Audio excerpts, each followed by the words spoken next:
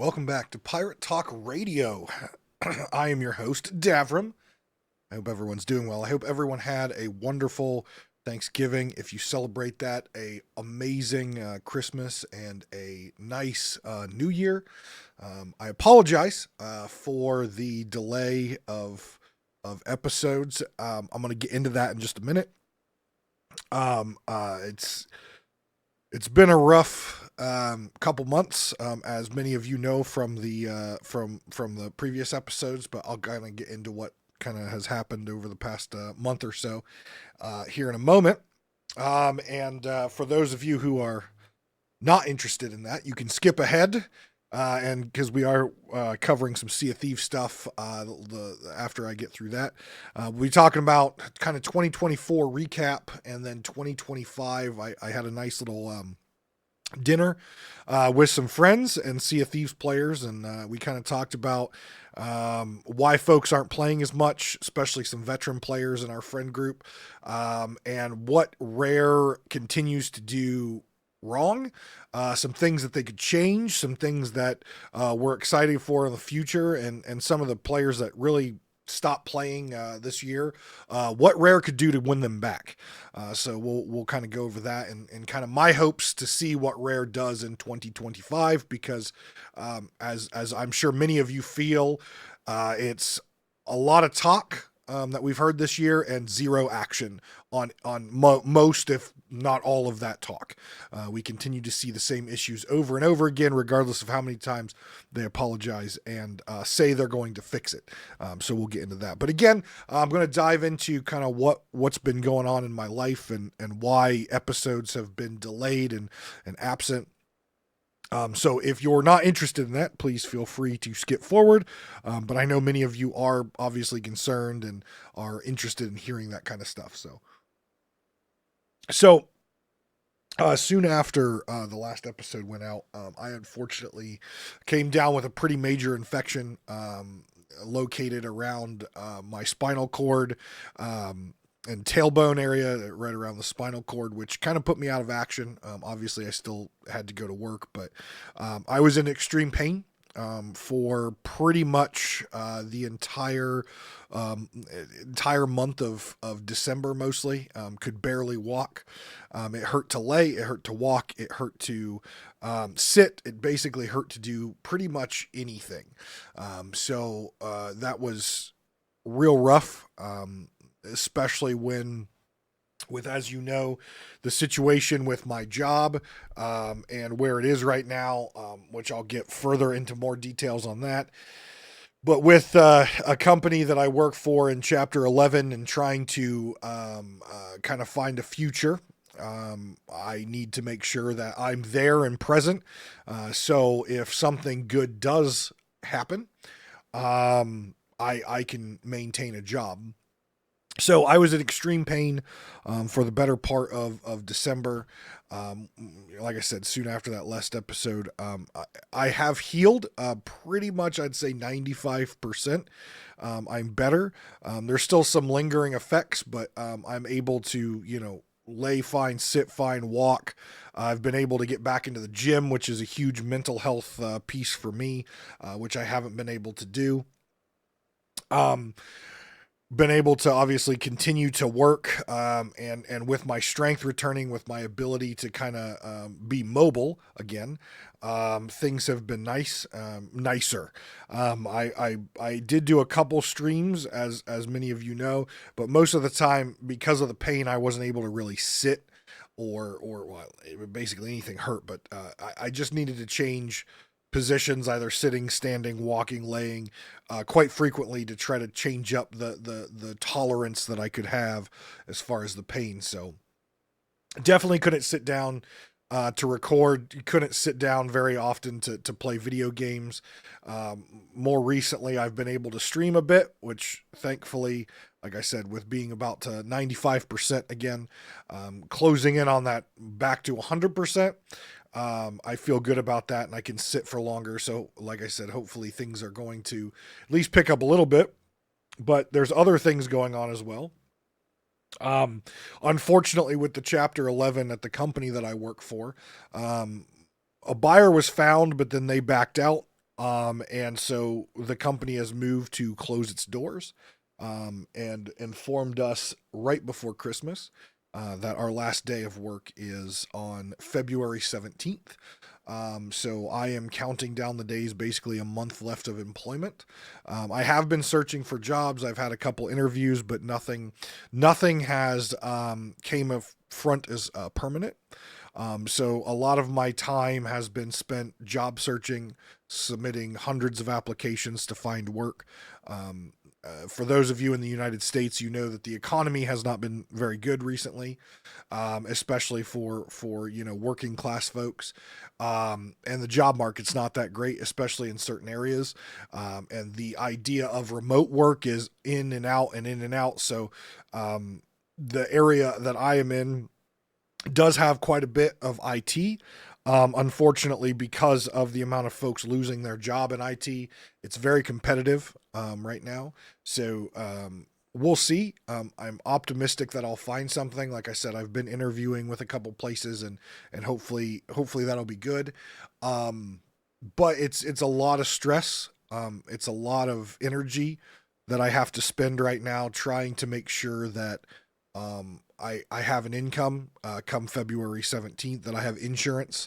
Obviously, if I didn't have insurance with the infection, um, that's a lot of money. If you live in America, you know our medical system, you know our insurance system, you know that if you get any sort of illness here, that's more than a common cold, you could be putting yourself in, tens of thousands, if not hundreds of thousands of dollars in debt very quickly, even if you have good insurance. So for those of you that are not in the United States and don't really know about our medical system, it we have top tier doctors, we have top tier insurance providers, but at the end of the day, they're not out for you. They're not out for the insurance folks are not anywhere caring about you, the person or the patient. They care about the almighty dollar, and therefore you could have the best insurance in the world or the best insurance in the United States, have some major issue with you and come out, they would cover a lot, but come out still, tens of thousands, 20,000, 50,000, $100,000 with medical debt that you then have to fight even with insurance. So it's pretty shit. Um, but I'm thankful I had insurance. I'm thankful that it wasn't that bad. It obviously sucked and hurt, but I was all taken care of as far as medication and things like that. Um, so yeah, job searching, very stressful. Just constantly exhausted, both recovering from the infection, but also just the constant mental drain. Trying to help my associates, my employees, people who are less fortunate than I, trying to help them find something, trying to help them make sure they have letters of recommendation. If I find some openings, trying to help them get in front of that, just focusing really on them. But then when I'm not at work, focusing on them, using my downtime to focus on myself, and trying to find work, so that I don't go unemployed. Because I've been unemployed before, a couple years, probably 6 years ago, for the better part of a year, because the job market was in the same state as it is now, and it really hurt my finances, really just hurt my mental health, physical health. It was a really bad time. So I'm hoping to avoid that and not go through that again. Um, on top of that, there's a lot of turmoil going on right now in my family, to the point where I don't know where I'm going to be as far as my family is concerned here in a very short amount of time. No one's sick, no one's dying or anything like that, but just some things that have transpired over the past couple months has kind of put a turmoil into my personal life, to the point where I don't know where I'm going to be as far as my family is concerned, very soon. So that is another big burden, that's on my shoulders, over the holidays, that has really um, taken a toll on my ability to sit down and create content, because I like doing this show. I've got a lot of ideas of other podcasts I would like to do to talk about history and things like that. But when you're dealing with the things that I'm dealing with right now, it's hard to get your mind in the game. I have some time in the evenings to stream, um, but when you work all day, you're worried about your job, and you come home to an empty house because of the things going on. Um, it would be nice to sit and stream and talk to folks and interact with folks, but everyone has a emotional and mental battery, social battery, if you will. And when that's drained or that's empty, you don't really want to talk or do anything, especially with others. And my mental and emotional battery has been on empty for a little bit of time now.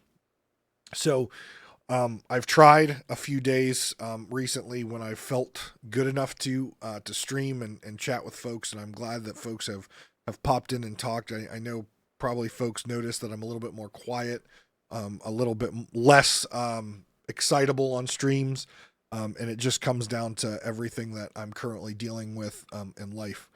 So I appreciate the love, the support. I appreciate the continued support from the patrons, which I'll name off here in a few moments.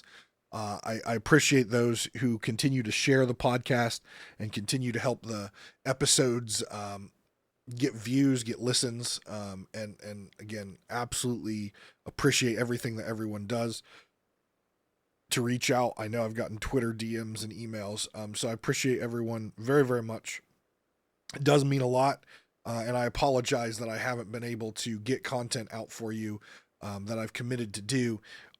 But for those of you who have listened to this part of the show today, I hope that you understand and can empathize with what's going on right now. And in time, understand that I will be back and better than ever once some of this extra burden is off my shoulders. I don't intend to stop the podcast. I just can't commit to weekly episodes right now. I'm going to try very hard, but I can't make that commitment to anyone. I know in the past I've said I'm trying to get back to it. I'm trying to get back to it. I really sound like Rare, to be honest. It's just things just keep piling on. I think I tweeted the other day that it just feels like my life has fallen apart, and I don't even know where to start to pick up the pieces. So that is truly how I feel, and it's been rough. So I appreciate everyone's support. I appreciate everyone's love. Those who pop into the stream. If you're new to this, this show. Whenever I do stream, it's twitch.tv/Davram. So please drop a follow, come by. I've got a lot of ideas, folks. It's just my head's got to be in the game to make it worth the while. I don't want to put shit out to you guys. I never have, and I tried to never will. I know not all content that I do is up to the par that I would like it to be, but I don't want to put out shit. So appreciate again everyone's patience, love, and support through all this. It really does mean a lot. And as far as those who go above and beyond are amazing patrons. For those of you who are in the select patron tier that get a holiday gift and card from me every year, those have been sent out. They were sent out after Christmas, and usually, if you're international, that is usually a minimum of a 10 business day to get to you. So hopefully by in January, all those folks internationally will have theirs, and the folks here in the U.S. that got it, based on your tier, you know who you are. You should receive yours, I would assume this week or next week. So I hope you enjoy it. And like I said, it's just a little thank you and give back that I do to the folks who go especially above and beyond with the higher tier of the patrons. So thank you very much, El Cute, iGeffus, Big Bad Pad, Jamer Gamer. See, I think I got it right that time. And Skimelt666. Thank you again, very much, for your love and support. So Sea of Thieves talk. Welcome to those who skipped ahead from the personal talk. You guys suck. That's from the bottom of my heart. You should always listen to the whole show. Don't skip ahead. I know you don't want to hear. You just want to hear the Sea of Thieves juice. You guys suck. Never skip ahead in a podcast unless it's for ad breaks. You can skip ahead for those. Sea of Thieves 2024. What can we say? It was a rough year. And arguably, I say this might be Sea of Thieves' roughest years to date. They struggled down the board with everything that a large, and when I say large, a Microsoft backed um, flagship game of a massive infrastructure of Microsoft and Xbox. Just down the board failed on so many occasions. We talked about it. We talked about some highlights. Obviously, we talked about a lot of lows. But the issue is the challenges they have are the same things that they've suffered with year after year. Server stability continues to be an issue even to this day. Poor quality updates. They released updates that aren't fully cooked. They haven't been tested thoroughly. They have bugs in them. They have exploits in them. They bring exploits and bugs back from the past. Just very low quality control in their development cycle. And no matter how many times we hear Joe talk about it or Mike talk about it or Andy or Shelly or any of these folks talk about it, at the end of the day, they keep saying that their focus is here. They keep saying they want to make it better. They keep saying they keep dropping the ball. And the problem is we're not changing. We're not seeing any improvement. We're not seeing a change. Now, I'm not looking at the code. I'm not looking at their release cycles. I don't have access to the feedback that players are providing. All that I can speak to is what I see on social media, what I read on Reddit, and what I experience as a player of the game on a weekly basis. And in my mind, that there has not been an improvement. There has been zero improvement this year to fix the server stability and the quality issues in their development cycle, their plans, their updates. Time after time, features are missing, features are broken, features have to be disabled, things get delayed, things get pushed, and they're still not good when they come out. Bugs from the past come, exploits from the past come, and it happens time after time after time after time. And we see it every single update and every single week. Um, they overpromise constantly. And whenever you overpromise, you then have to over deliver even higher. And Sea of Thieves and Rare has not over delivered on any update for my foreseeable future. I've played this game since year two, except according to Rare's yearly recap, I've played since day one. But for some reason, I don't have a day one eye patch. I've brought it up that in their system it says that I've played since day one, but they won't give it to me. I find it funny because I definitely have not played since day one, but that just goes to show the shit systems that they have on the back end of Sea of Thieves, where I know I didn't play this game until year two. I remember when I started playing. My glasses are filthy. This is gross. I started playing. I want to say before Forsaken Shores or something along those lines. I think started playing right after Hungering Deep. I don't know. I'm pretty sure it's year two when I started playing. But everything on their website when they do their little yearly recap of how many chests you've looted, how many flags you've turned in, all that kind of stuff, and they tell you when you started playing, and it says I started playing basically on day one or day two of the game launching, and I'm like, I didn't even know what Sea of Thieves was for a very long time. Again, it just goes to show the shit back end that they have continued to use and continue to not fix for all of this time. When every year it shows that I've played since day one, and I can promise you I have not. My brother got me into Sea of Thieves, and he definitely did not show me this game until a long time, because I remember one of the first things that I really focused on in this game was the Ashen books, all the Ashen books for all that stuff.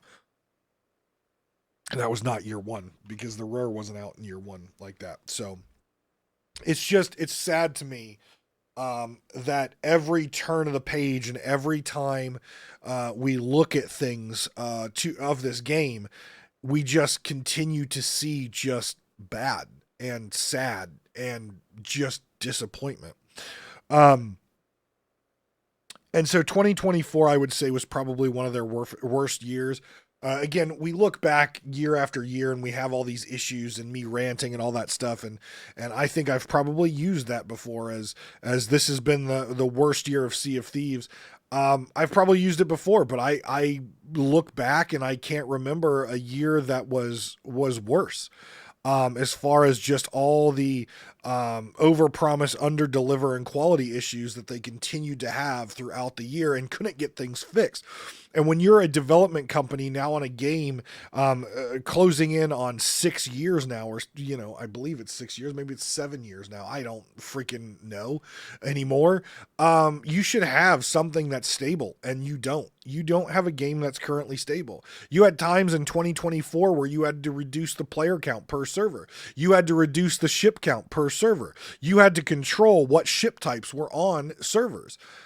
You're this far into the game and you don't even have a infrastructure and a code base that allows you to have just the core features of the game working. And you just keep adding more shit to it and layering more shit on top of it. And as you continue to layer more shit on a broken foundation, the foundation continues to crumble and it starts to fall apart. And I feel like 2025 is going to be one of those critical years of Sea of Thieves. Rare has to make a tough call very soon, and that is: do you scrap your current playbook? Do you scrap what hasn't worked up until this point? Do you scrap your current plans and redraft them in a way that you're going to set your game up for 3 more years, 5 more years, 10 more years? Because right now, as it stands, you're not going to be able to do that. And I understand on recent Sea of Thieves podcasts and news, they've talked about things that they're doing to free up resources on the servers to be able to do more stuff. And it's like, look, if you're right now talking about how long loot is in the water, how long loot is on the shores, when it spawns, when it doesn't spawn, and you're trying to tweak that stuff just to free up more resources for what? To add more stuff in? Right now you've got videos going around about red gems and sharks. That's something new. So even though you're cleaning up the garbage that's out there in order to try to free up resources, what are you doing? You're not utilizing those resources to fix the fucking crumbling foundation of your game that continues to cause players grief and struggles every single time they log in. But now you're utilizing those freed up resources to do what? Put gems into sharks' eyes in order to move forward on some random lore when we don't even have the closure of the storyline of Flameheart. We don't even have the closure of the Briggsy storyline. We don't have the closure of the Dark Brethren storyline. We don't have closure to many of the fucking storylines that you've introduced into this fucking game, and you're putting red gems into the eyes of sharks to what? Sea of Thieves something else, Mike Chapman? Fix the fucking foundation of your damn game so we can actually shoot targets properly, so we can actually, I don't know, eat food and it heals us, so that we can actually sail the seas without going under the water or flying up in the air. Fix the damn game so the basic functionalities of your game work before you introduce the next big lore drop or the next feature, the next stupid ass weapon that means nothing, the next crossover with, I don't know, Muppet Treasure Island that means nothing and does nothing to drive the story forward, but just adds another IP to the Sea of Thieves world. It's ridiculous. It's ridiculous. Over the holidays, I was invited out to dinner with some friends. I'm not going to tell you who they were, but they're decently sized in the Sea of Thieves community. And we talked about Sea of Thieves. And we talked about just that. We talked about this concept in this world, this game that Mike Chapman has controlled for so long. And I want to be the first to say before I start trashing the shit out of this. Mike Chapman is a brilliant mind. He is a great storyteller. He's an amazing person and human being. But with the direction of Sea of Thieves and the challenges that Sea of Thieves has faced for year after year after year, Mike Chapman is the cause of this. Mike Chapman is not the fix to it. Mike Chapman has brought us amazing characters and amazing stories, but he continues to push this narrative where we need these stories, where we need these Sea of Teases, and we need all these tools, not rules. Your damn game just doesn't work. And Mike continues to push things like Pirate's Life, like Monkey Island, like the blowgun, like the grapple, like the throwing knives, like the double barrel pistol. None of that shit was necessary. None of it was necessary. Pirate's Life could have been a standalone story. It didn't need to be in the game.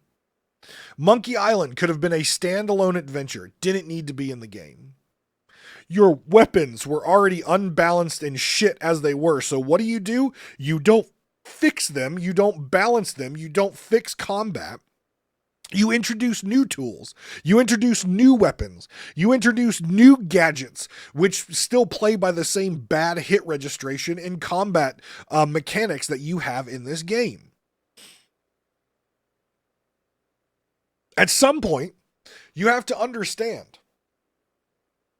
if you're building a house and you keep buying tools from Home Depot or from a tool shop, and you keep buying tools in order to put another level on the house and another level on the house and another level on the house, and every time you put another level on the house, the foundation cracks and another brick falls out.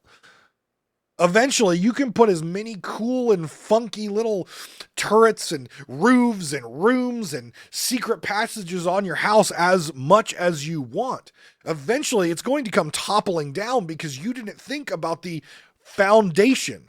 You just kept buying these tools and throwing new building pieces to the house until you have some Willy Wonka weird, creepy Ron Weasley house that at the end of the day is going to fall over. And that's where we're at. Did I like Pirate's Life? Sure. But it didn't need to be in the game. Pirate's Life did not need to be done. It got a lot of people to come to the game, but guess what? Are there still people playing? Probably not many of them. Monkey Island was a stupid ass decision of an IP. That was 100% Mike Chapman because he's been on the record many times saying he loves Monkey Island. Monkey Island didn't need to be in Sea of Thieves, and I venture to guess most of the Sea of Thieves player base had no fucking clue what Monkey Island was when it was launched. There were some, but I would say the bigger population of Sea of Thieves, I would even venture to guess a large number, like 80% of Sea of Thieves players had never heard of Monkey Island before. Most of them had heard of Jack Sparrow and Pirates of the Caribbean before, which is why that one of the two, I could see, hey, bring it in. But the problem was, it didn't really propel the storyline further. It introduced new characters and really had its own storyline. And then the way they designed the Tall Tale interface, where they put Pirate's Life first, put players who had just joined in and were playing through the story at a complete loss and confusion because they hadn't played through the original 9 Tall Tales, which teach you who these characters are in their story that they've randomly been thrown in front of you. They don't know who Pendragon is, not unless you've played through Seabound Soul and those things. No one knew who Rose and George were, not unless you play Wild Rose. No one knew who these people were. They were just these random characters. That's why I'm saying that could have been a standalone module that people can just play through and have fun with Pirates of the Caribbean. It didn't need to be built on the framework of the game that was already crumbling and toppling. It was a mistake. And no one at Rare is going to admit that. They're going to say it was great and it was a great partnership with Disney. And it was a great opportunity to get new players. That's awesome. And new players did come in. But how many of them stuck around because of your shit code and your shit game? Monkey Island was another example. They tried to spin this thing with LeChuck and the Flaming Sword of Souls and the Flameheart thing. What has happened since? Flameheart has the Flaming Sword of Souls in the Reaper's hideout, but it's also on the Burning Blade. It's in two different places at once when the Burning Blade is up, which doesn't make any fucking sense at all. But it's out there. And somehow that plays with somehow LeChuck plays in with Flameheart, but now where's LeChuck? What's Flameheart doing besides sitting on his ass for how many months now? How many updates now? He's just been sitting there. We still don't know what's happened to Briggsy. We still don't know what's happened to the Dark Brethren. We still don't know what's happened to poor Tasha, who had her like starting to turn into a skeleton. Oh, by the way, her hand's still just a skeleton. What about the rest of her body? Wasn't that a curse that was supposed to spread? Didn't we get that, what, the beginning of the year? Last year? What? This is the slowest spreading disease I've ever seen in my life. Like, what the hell? Can we get some closure on some of this shit before we add more piles of garbage onto it?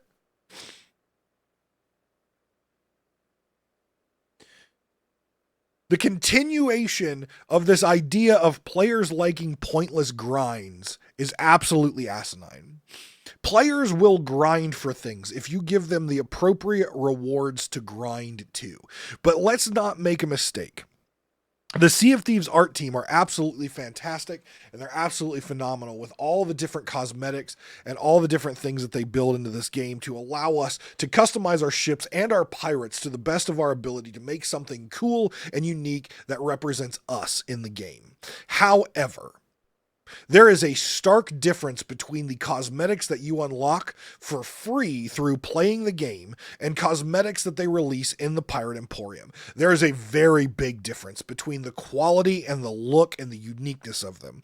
The cosmetics that you used to get a long time ago in the game without paying any money were absolutely fantastic and amazing. As the game grew and thus they needed more money, they started to give players in-game via Twitch drops, in-game via gold and doubloons, in-game via grinding out commendations. They started to give those players shit cosmetics or kind of subpar cosmetics or recolors of other things, where the players that actually spend money into the game, into the Pirate Emporium, get these amazing looking, really cool cosmetics every single month or every single season. And that's bullshit. That is bullshit. Yes, you should be able to have premium cosmetics that you pay for because you are supporting the studio and you should get something real nice for supporting the studio. However, the players who are not or unable to put money into the game should also have the ability to unlock and get equally good looking cosmetics, not just reskinned ruffian sea dog bullshit. How many times do you go into Twitch drops and you are just seeing a complete recolor of the Ashen? What, for the past 2 years? Oh, now we've got some Sea Dog thing out there right now. We've seen those recolors 1.5 million times. Yet the Pirate Emporium continues to get amazing things. Amazing looking things, from Halloween to Valentine's Day to basically what amounts to the Davy was Blackbeard ship from Pirates of the Caribbean, to everything under the sun. Amazing cosmetics for a premium price. But players who are actually playing the game, engaging with the game, grinding out ridiculous amounts of gold, get nothing. They get garbage. And the price of these cosmetics continues to go up and up and up because Sea of Thieves has yet to figure out how to get their in-game economy working. A long time ago, the Chest of Legends, which is still a relatively rough to get chest, was the most expensive item in the seas. Now it's not even as much as one of the new kingly chests. You get more for those than you get for a Chest of Legend, especially if it's like a Golden Glory or it's a Gold Hoarder event time. A super, super ultra rare chest, a glowing box that so many streamers have built their entire career around stealing, is now just another Gold Hoarder chest as far as value. And cosmetics out there are hundreds of thousands of gold for a reskin, a green version of the same jacket we've seen 5 different times. Now, of course, you've got the Plunder Pass, which has both a free and a paid for option. The free option gets a whole bunch of stuff. The pay for option gets a few things. But at the end of the day, the quality, I mean, I look at a game like Destiny. I look at a game like Fortnite. I look at a game like Diablo. The amount of stuff that you get on both the free and paid for versions is absolutely ungodly. It's unmatched. Sea of Thieves is so far behind in the compensation of their plunder pass or their battle pass in comparison to other live service games. They're so far behind. I mean, hell, Destiny gives you every 10 levels an item which gives you a free item out of the cash shop. It's a random item out of the cash shop, but it's a free item out of the cash shop on top of currency to use also in the cash shop. Sea of Thieves just gives you new stuff. They're not giving you cash shop items. They're giving you new stuff. And then they're bringing the former cash shop items, you know, the folks that like me who have bought plunder passes. Those items are now showing up for gold and doubloons and things. What kind of garbage is that? I paid for it back in the day. Now people are getting it just because they didn't. Now, don't get me wrong. I have no problem with that. I'm glad to support the studio when they're worth supporting.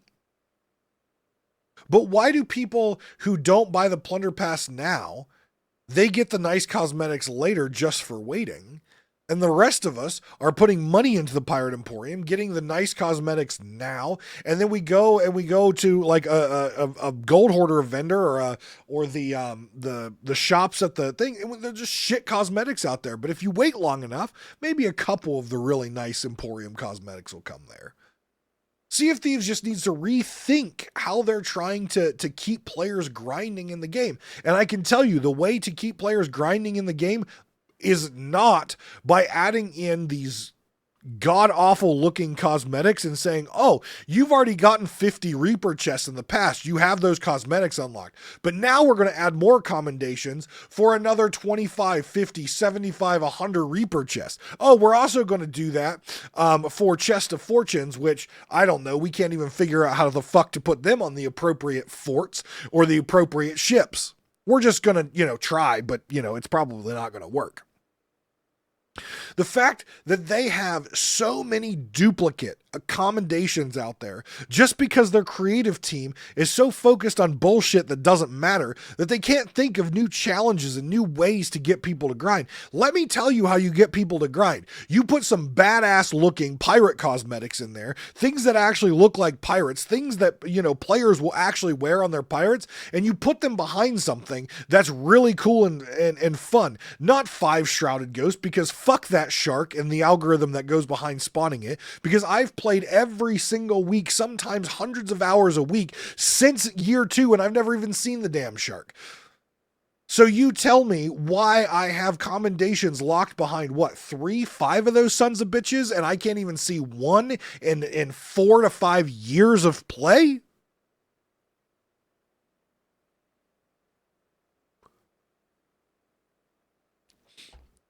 How about you put some emphasis behind the Reapers?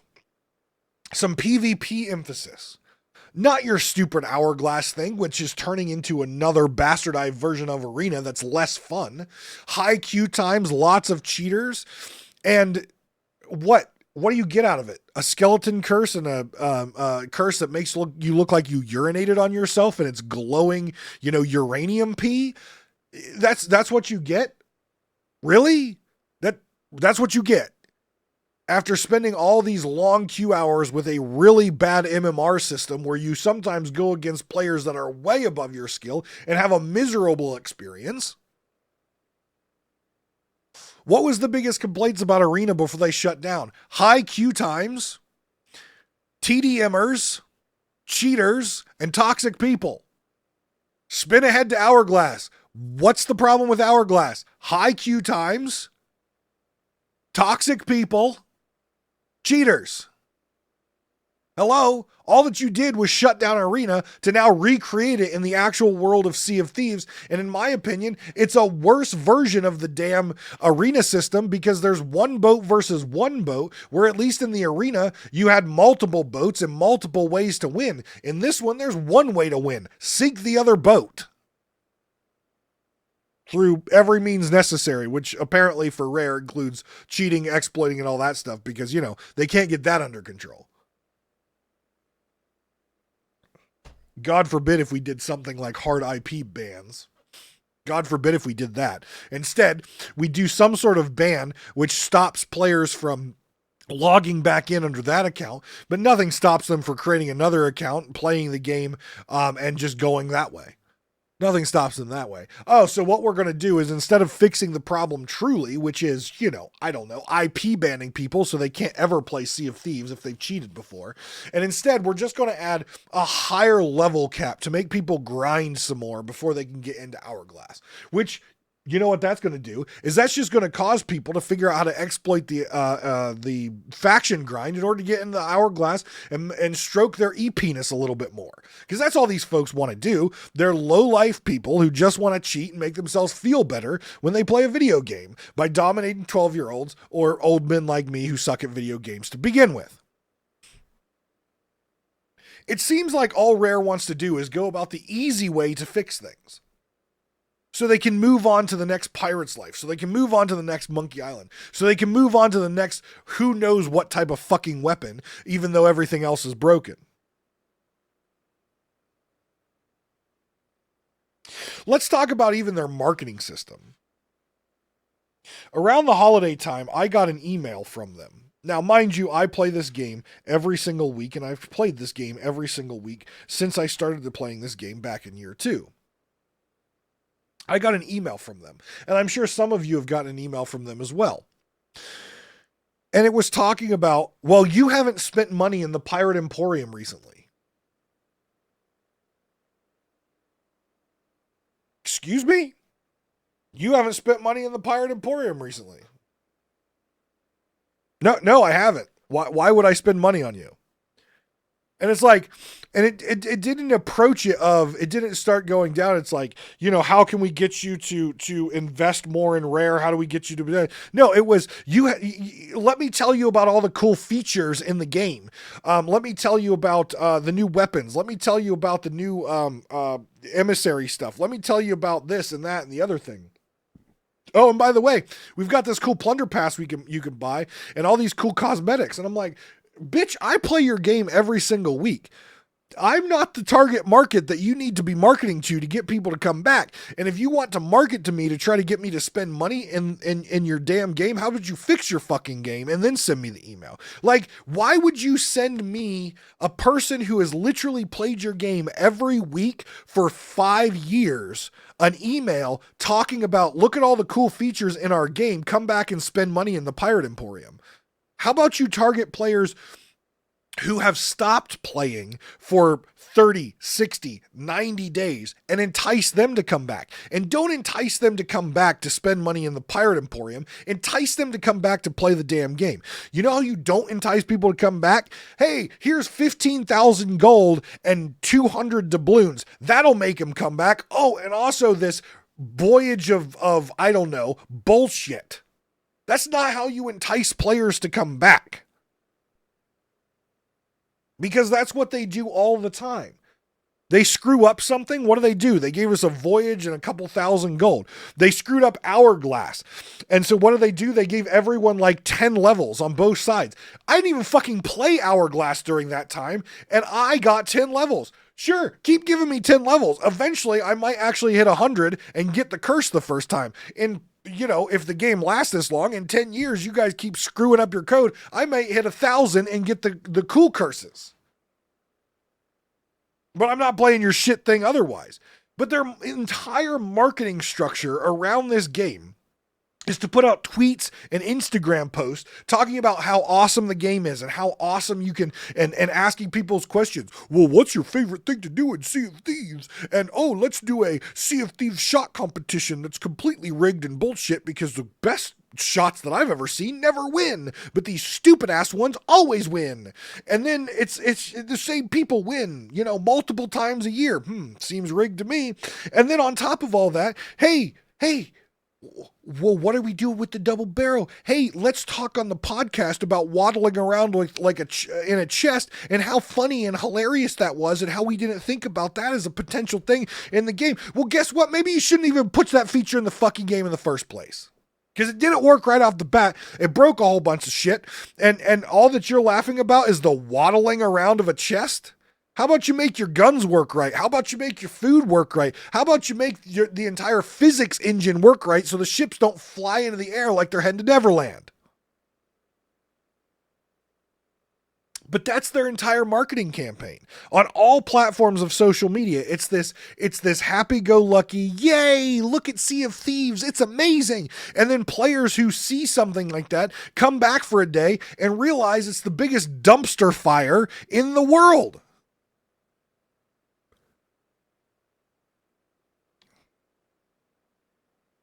The fact that I even got an email was hilarious to me because that's the first time I've ever seen that from them.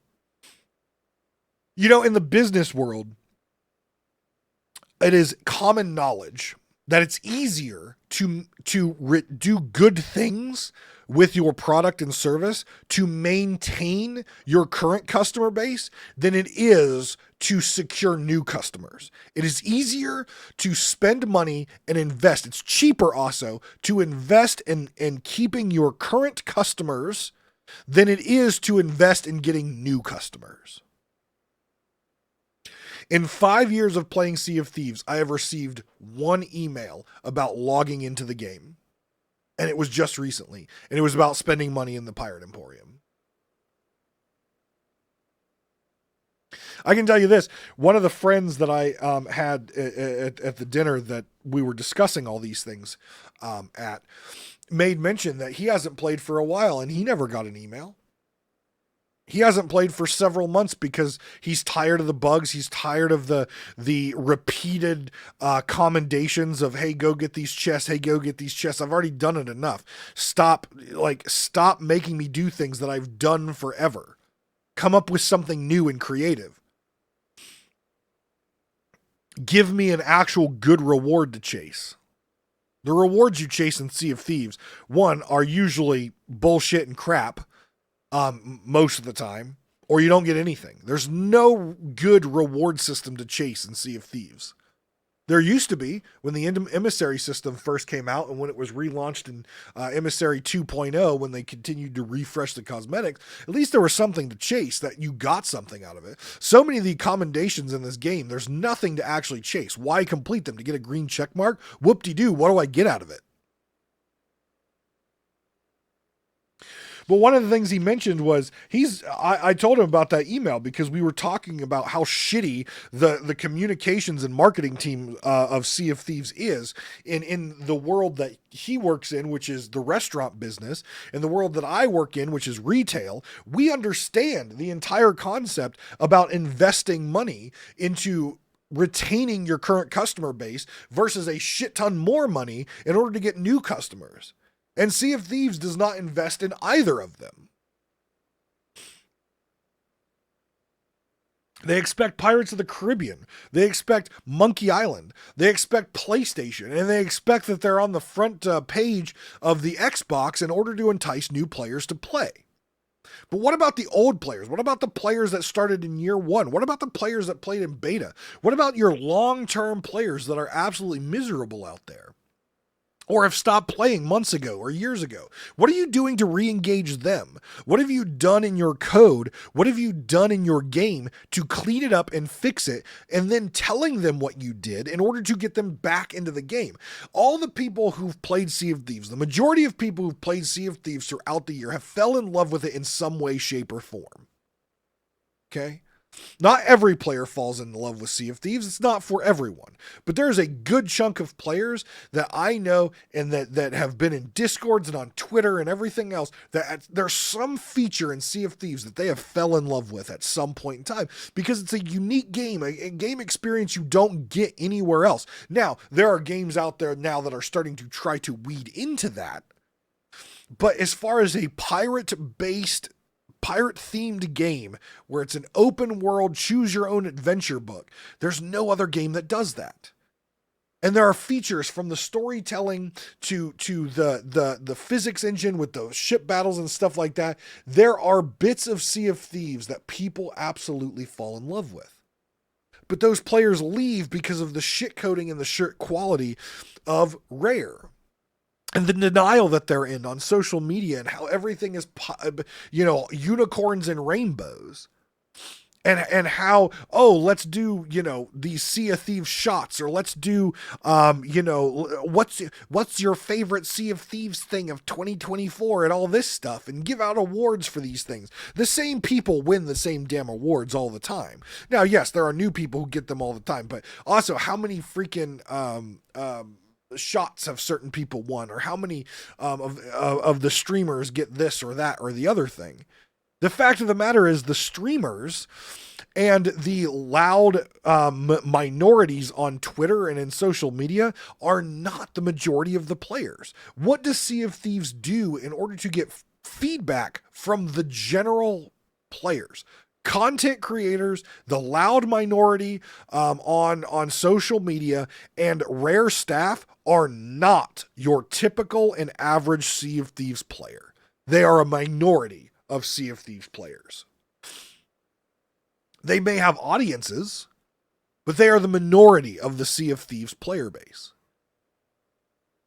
There are no surveys that Sea of Thieves sends out to ask how you're enjoying your experience in the game. What are some things you would like to see us change? It doesn't mean you have to do it, but collecting that feedback, having feedback from the majority of your players is better than not having feedback, or having feedback only from the small minority of people that do not in any way, shape, or form reflect the general population of your game. That's why I'm saying their communication and marketing strategy and team suck at their jobs. The new experience is still lacking, and the veteran play cycle is stale. Where's the feedback out there? If a player logs into Sea of Thieves and plays it for a couple hours, let's say they play it less than 8 hours, and then they don't pick it up, or they don't play it again for 30 days. Where's the email? Where's the Xbox survey that pops up and says, hey, you played Sea of Thieves for 8 hours, but we haven't seen you log in again. We miss you. Could you tell us why you chose not to log in? Have like 2 questions or 3 questions that's a 1 through 5 experience and an open field for them to type in. You might get some clues as to why players are stopping playing, and you might get some clues on how to fix that. Send some surveys out to players who haven't logged into Sea of Thieves for 90 days or more. Why did you stop playing Sea of Thieves? Couple questions of 1 through 5 as far as their experience, and an open text box. There's going to be a lot of crap that comes back, but if you get 10 responses from a survey, and of those 10 responses, 2 of them have valid feedback that could impact change, that could get players to either come back or start playing again, that's huge. That's huge, but they're not doing that.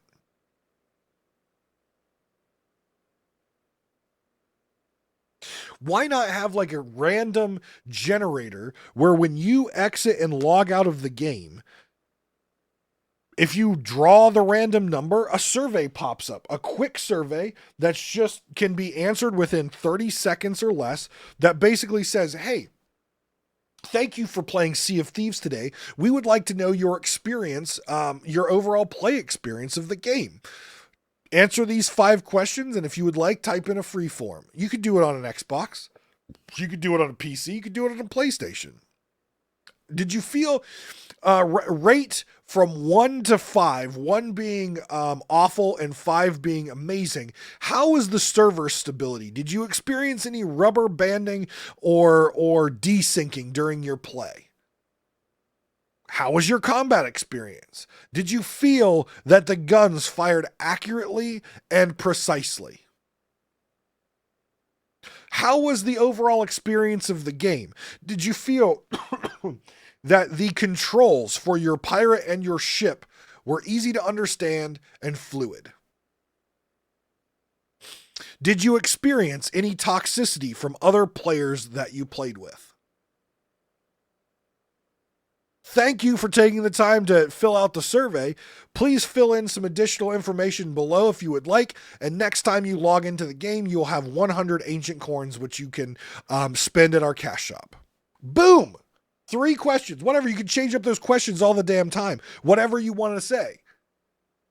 And you give them 100 ancient coins. A buck. A buck for 30 seconds or less of their time. A minute or less of their time. And you reward them. If they submit the feedback, they get 100 coins. Who cares if it's bullshit feedback or not? Who cares if they just skip through it? Who cares if they put in all capital letters expletives at the end? Who cares?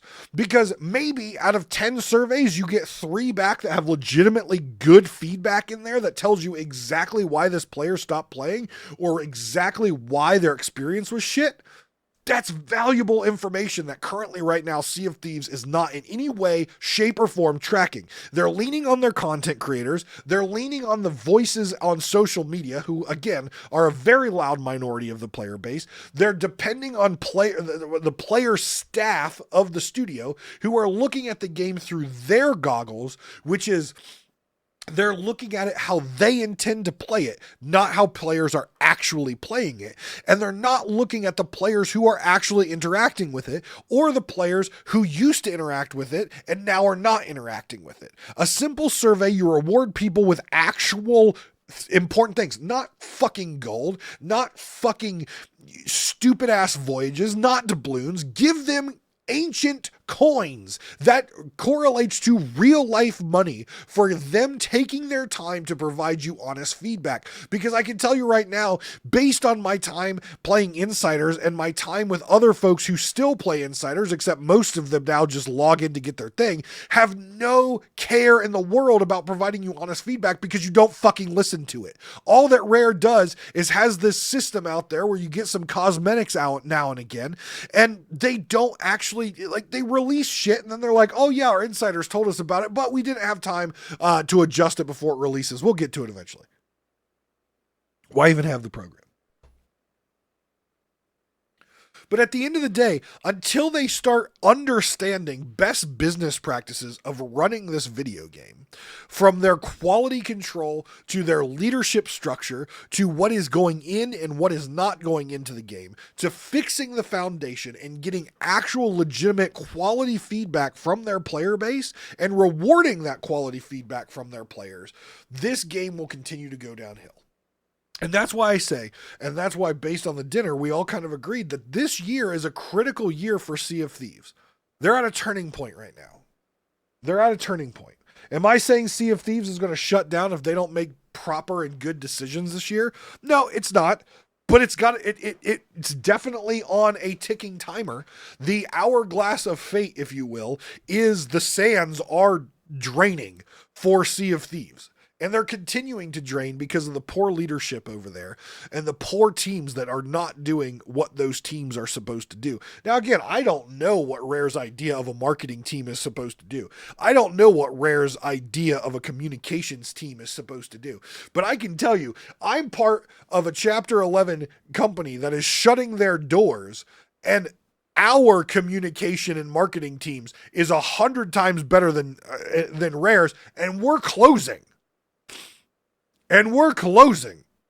And our communication and marketing teams are better than theirs. The sands of this game are draining into the bottom part of the hourglass. And Rare this year really needs to step back and say, we cannot continue to do what we've been doing.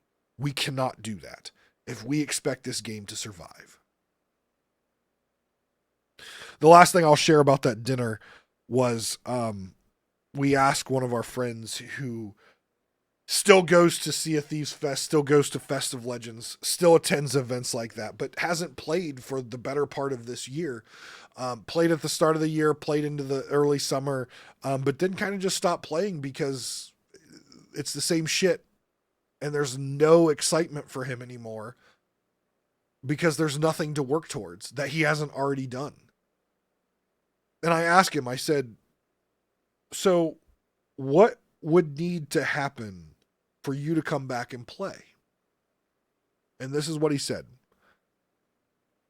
There's no other game that gives me the experience that Sea of Thieves has given me. but they can't figure their stuff out. And I think the code is so bad and it's past a point that anyone there knows how to fix it. I will come back if they launch Sea of Thieves 2 and it's a fresh start. That's a veteran player that put thousands of hours into this game, loves this game to this day, but cannot stand the experience that Rare continues to fail at. And he works in development. He works in coding. He understands the struggles that they have. And we sat there as me, a IT manager, and him as a product manager, and we discussed best business cases, marketing, communication, dev cycles, what they could do, what they can't do. We sat there for that dinner and talked about it and how they could fix it. The problem is they just don't. I have it hard to understand that when we sat there and we basically came up with, here's how Rare can save Sea of Thieves. It's going to hurt them right now, but in the long run, this is how you save the game and keep it going. Those folks over there at Rare Studios have done this for a long time. I can't imagine that there's not people over there providing the exact same save the game type of plan that we were over a dinner and drinks.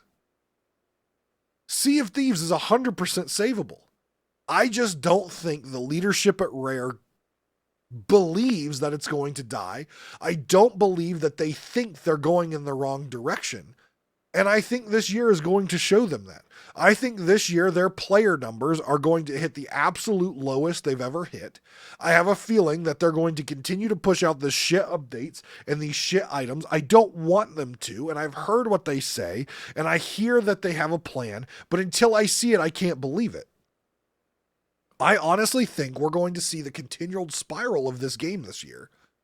And there's going to be a point where they're going to sit there and say, Davram was right. We fucked up, and we fucked up for too long. And there's going to be a point where the game is not going to be savable because it's going to cost too much to save. And they're not going to be generating that kind of love and money from Microsoft. Or the players. So that was an eye-opener to me, that someone who loved this game, has played since launch, is basically like, they either need to stop putting out new content and spend an entire year fixing it, or they just need to scrap it and go to Sea of Thieves 2, and then I'll play again. And that was just blew my mind. Because even though no matter how much I bitch, and no matter how much I complain, and no matter how many things I point out, I still believe that they can fix it. I still believe that they can turn the tide. I just think they're on borrowed time now, and I think they're running out of time. That's what I believe. I truly believe that they are running out of time. But we'll see. But guys, thank you very much for listening. I appreciate it very much. Take care of yourselves and each other, and I'll see you next time.